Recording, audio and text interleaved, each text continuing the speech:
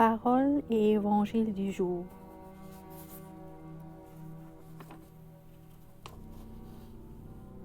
Luc, chapitre 10, versets 21 à 24. À l'heure même, Jésus exulta de joie sous l'action de l'Esprit Saint. Et il dit, Père, Seigneur du ciel et de la terre, je proclame ta louange. Ce que tu as caché aux sages et aux savants, tu l'as révélé aux tout petits. Oui, Père, tu l'as voulu ainsi dans ta bienveillance.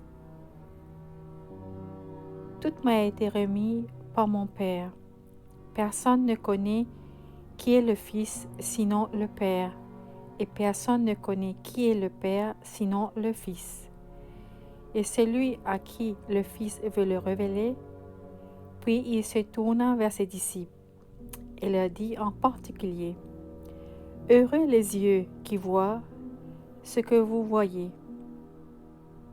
Car je vous le déclare, beaucoup de prophètes et de rois ont voulu voir ce que vous-même voyez et ne l'ont pas vu, entendre ce que vous entendez et ne l'ont pas entendu.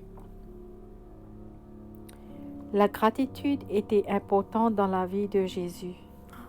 Au moment où il se réjouissait dans l'Esprit Saint et rendait grâce au Père, rendre grâce est important dans la vie de tous ceux qui suivent Jésus. L'invitation qui nous est lancée est de vivre ce que nous sommes en vérité et qui est Dieu pour nous. Croire est comparable à l'acte d'un enfant faisant confiance à ses parents. Notre foi d'enfant nous ouvre la porte à la connaissance de Dieu et à la vie éternelle. Jésus s'en réjouit.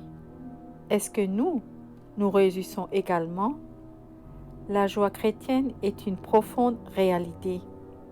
Cela ne signifie pas avoir le cœur léger, être de bonne humeur. Ce quoi constitue vraiment la joie, c'est la paix. En Jésus, comme en nous, elle vient de l'Esprit Saint. Cette belle prière de Jésus nous dit quelque chose de sa relation avec son Père bien-aimé, dans l'Esprit Saint.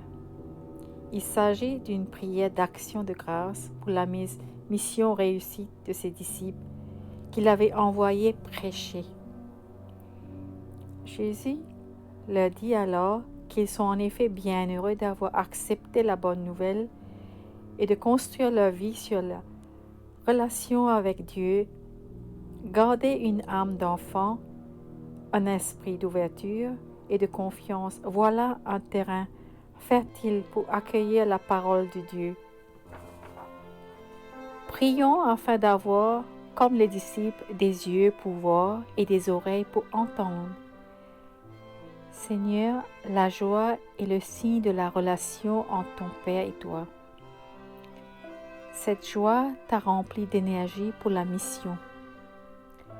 Jésus, tu es l'icône du Père.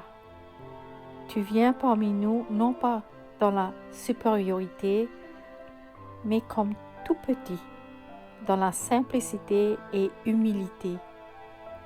Tu te révèles à nous chaque jour. Aide-moi à prendre à cœur mon rôle de témoin en partageant la joie de l'Évangile. Jésus se réjouit parce que les 70 disciples qu'il a envoyés sont revenus. Il admire les grandes choses qu'ils ont faites en son nom. Chaque fois que je reprends la parole de Dieu, je partage moi aussi la mission de Jésus. Et cela devrait me donner une grande joie. Jésus, beaucoup de gens n'ont jamais entendu parler de ta bonne nouvelle. Mais je l'ai entendu. Et je t'ai vu à travers les pages de l'Évangile, à travers ta parole. Permets que ta parole ne devienne jamais ennuyeuse ou périmée pour moi, mais fraîche, créative et stimulante. Quelle bénédiction de voir Jésus et d'entendre ses paroles. Jésus a choisi de nous révéler son Père. Je considère comment ce message pourrait me rendre heureux et reconnaissant. Voilà une bonne manière de préparer le chemin du Seigneur dans cette période de l'Avent, de vivre dans l'espérance et devenir chaque jour de meilleurs témoins du royaume du Christ. Amen.